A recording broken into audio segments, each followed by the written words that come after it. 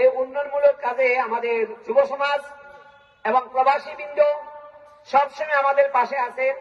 বিশেষ করে আমাদের ছোট বড় ভাই, চাচা, ভাইস্তা সবাই ওতপ্রোতভাবে জড়িত হয়ে এই মসজিদের কাজ সম্পন্ন হচ্ছে। আলহামদুলিল্লাহ, তিলে তিলে মসজিদটি সুন্দরভাবে ভরে উঠতেছে। আমরা এই মসজিদে একটি সুউচ্চ মিনার করার জন্য স্থির করেছি। এখন প্রবাসী যারা রেমিটেন্স যোদ্ধা আমাদের খান বাড়ির, তারা আলহামদুলিল্লাহ এই বছর তারা অনেকগুলো কালেকশন করেছে। সামাজিক কালেকশন, দুস্থদের সহযোগিতা সকলেই করেছে। এর মধ্যে এবার মসজিদের ওয়াদের সহযোগিতার জন্য তারা কালেকশন করেছে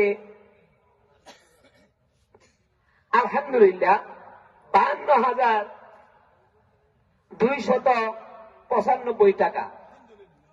52,295 টাকা। এর মধ্যে আমরা নগদ পেয়েছি তাদের কাছ থেকে 32,795 টাকা। 19,500 টাকা স্বীকৃতি আছে, এখনো আদায় হয় নাই। এটাও ইনশাআল্লাহ রমজানের আগেই আমাদের হাতে এসে পৌঁছবে, এই প্রত্যাশা রাখি।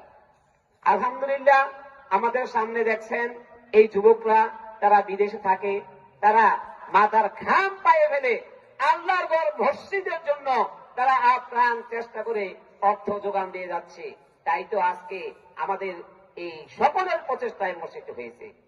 আমাদের মাঝে আজকে উপস্থিত হয়েছেন আজকের আকাঙ্ক্ষিত প্রধান অতিথি, প্রধান মেহমান এবং উদ্বোধক প্রধান অতিথি জনাব ইউনুস ফকির সাহেব।